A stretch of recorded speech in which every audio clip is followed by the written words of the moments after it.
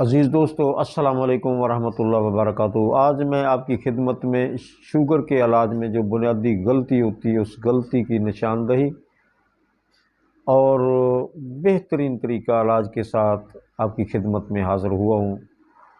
دوستو، کوئی بھی مرض ہو، جب تک اس کا بنیادی نقص ختم نہ کیا جائے گا تو وہ علامت ہوتی ہے جو علامت کبھی غائب نہیں ہوگی۔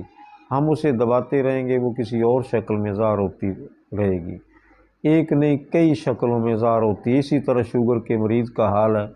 شوگر کے مریض کی جب شوگر کنٹرول ہو جاتی ہے تو پھر مختلف قسم کی تکالیف جو ہیں وہ سر اٹھانا شروع کر دیتی ہیں، مریض کو پریشان کرنا شروع کر دیتی ہیں۔ یہ مثلا شوگر کا مریض جو ہے اس سے ابتدا میں صرف دو تکلیفیں ہوتی ہیں: پیاس لگنا، پانی پینا، اور پیشاب زیادہ آنا۔ ہم دیکھتے ہیں کہ جب معالج مریض کو دوائی دیتا ہے تو وہ آنن فانن اس کا پیشاب، اس کی شوگر کنٹرول ہو جاتی ہے، پیاس کم ہو جاتی ہے۔ تو دیکھنا یہ ہوتا ہے کہ یہ 20 30 40 دفعہ جو پیشاب آ رہا ہوتا ہے مریض کو، وہ یکدم 5 6 دفعہ ہی آئے گا، 2 3 دفعہ دن میں اور 2 3 دفعہ رات کے وقت۔ تو یہ باقی جو جسم کے اندر سے اتنی تیزی سے فضلات خارج ہو رہے تھے وہ کہاں گئے؟ یہ دیکھنے والی بات ہے دوستو۔ وہ فضلات جو اخراج پا رہے تھے وہ خون کے اندر رکنا شروع ہو گئے۔ آہستہ آہستہ خون بوجھل ہو جاتا ہے، خون کا قوام گاڑھا ہونا شروع ہو جاتا ہے۔ تو یہ بھی ہم جانتے ہیں کہ جب خون کا قوام گاڑھا ہو جائے تو پھر کیا ہوتا ہے؟ ہائی بلڈ پریشر کا مسئلہ بن جاتا ہے۔ ہائی بلڈ پریشر کا مسئلہ بنتا ہے تو ساتھ ہی اس کے دل کی دھڑکن بھی کچھ تیز ہو جاتی ہے، اور یہ بھی ہم جانتے ہیں یعنی کہ ہائی بلڈ پریشر کی ہمیں دوائی کی ضرورت اب ہوگی، اس کے ساتھ ساتھ دل کی دھڑکن کی دوائی بھی چلنا شروع ہو جائے گی۔ اب دل کی دھڑکن کی وجہ سے جو مسئلہ پیدا ہوتا ہے وہ ہوتا ہے ٹانگوں کا، پاؤں کا ٹھنڈا ہو جانا، یعنی پنڈلیاں ٹھنڈی ہوتی ہیں کیونکہ خون کی جو سرکولیشن ہے وہ پورے جسم میں نہیں ہوتی، ٹانگوں کی طرف خون نہیں جاتا، خون اوپر والے دھاڑ کی طرف ہوتا ہے، لہذا پاؤں ٹھنڈے ہوتے ہیں۔ جب تک مریض کے پاؤں گرم نہ ہو تو اسے نیند نہیں آتی، لہذا مریض کے وہ پاؤں ٹھنڈے رہتے ہیں، برف میں اترے رہتے ہیں، تو مریض کو رات بھر نیند نہیں آتی، وہ بیچارہ ساری رات ستارے گن کر گزار دیتا ہے۔ تنگ آ کر پھر وہ معالج کے پاس جاتا ہے تو معالج حضرات پھر انہیں کچھ خواب آور ٹیبلٹ وغیرہ ساتھ میں ملا دیتے ہیں، یعنی کہ یہ دوائی کا جو سلسلہ ہے یہ کم نہیں، یہ بڑھتا ہی چلا جاتا ہے۔ وہ خواب آور دوائی کھانا شروع کر دیتا ہے، تو اس حد تک پہنچتے پہنچتے مریض کے ساتھ جو کچھ ہو رہا ہوتا ہے وہ بھی ظاہر ہونا شروع ہو جاتا ہے، جو کہ پہلے نظر نہیں آ رہا ہوتا۔ دوستو، خون کا قوام اس حد تک تو جذب کر سکتا ہے فضلات کو جتنی اس میں گنجائش ہے۔ جب گنجائش سے زیادہ ہو جاتے ہیں، خون بالکل گاڑھا ہو جاتا ہے، تو پھر وہی فضلات جو جمع ہو رہے تھے خون کے اندر وہ جسم کے خلاؤں میں رکنا شروع ہو جاتے ہیں۔ جسم کے خلاؤں میں جب رکنا شروع ہو جاتے ہیں تو جسم بھاری ہونا شروع ہو جاتا ہے۔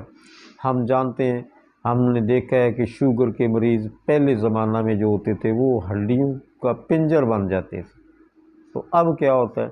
اب وہ مریض موٹا تازہ ہونا شروع ہو جاتا ہے۔ وہ موٹاپا صحت والا نہیں ہوتا، وہ موٹاپا طاقت والا نہیں ہوتا، وہ بیماری والا موٹاپا ہوتا ہے۔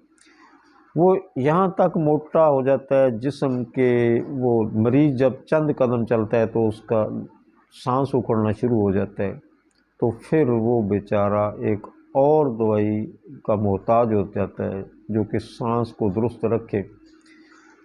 تو اسی طرح یہ سلسلہ چلتا رہتا ہے۔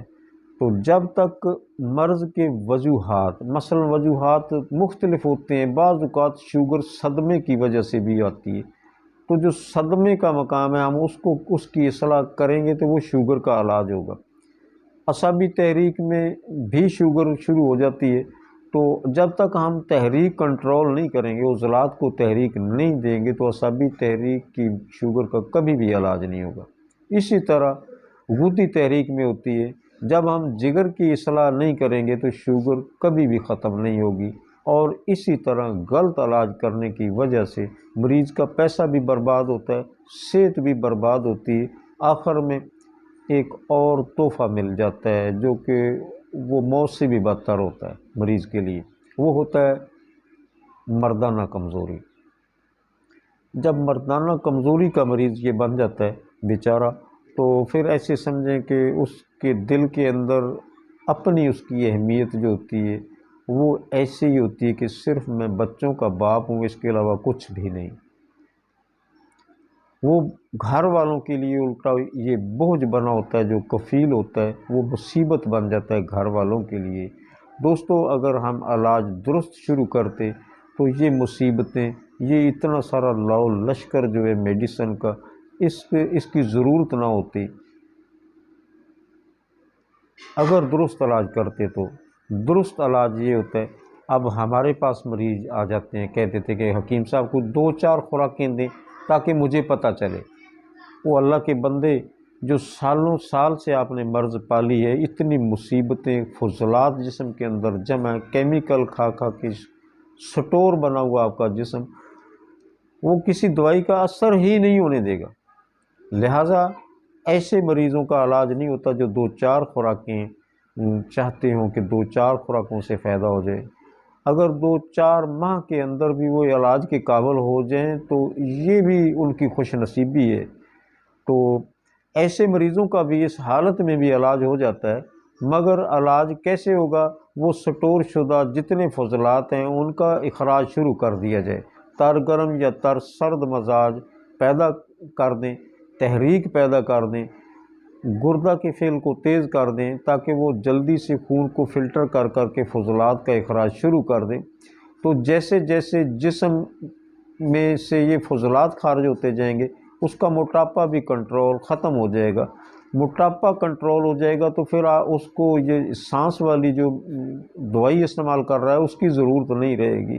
اسی طرح پیچھے چلتے جائیں، وہ جو نیند خواب آور دوائی استعمال کر رہا تھا، اب انشاءاللہ اسے خواب آور دوائی کی ضرورت بھی نہیں رہے گی، کیونکہ اس کا بی پی بھی کنٹرول ہو جائے گا، بی پی درست ہو جائے گا، اس کا بھی مسئلہ نہیں رہے گا۔ جب بی پی کا بھی مسئلہ نہیں رہے گا تو پھر ایسے سمجھیں کہ اس کا خون جو ہے وہ پتلا ہو چکا ہے، اس میں فضلات خارج ہو چکے ہیں، اب اس کی شوگر کا علاج ہوگا۔ اگر کوئی کہے کہ یہ آنن فانن ہو جائے تو زندگی گزر جائے گی اس کی، قبر میں چلا جائے گا، مگر آنن فانن کبھی بھی اس کا علاج نہیں ہوگا۔ دوستو، یہ ایک طریقہ علاج میں نے آپ کی خدمت میں عرض کیا ہے۔ اس طریقہ کے مطابق اگر مریض کی ٹریٹمنٹ کی جائے گی تو اللہ کے فضل و کرم سے وہ ٹائم تو ضرور لگے گا مگر صحت یاب شرطیہ ہوگا۔ امید ہے میری یہ ویڈیو آپ کو پسند آئی ہوگی۔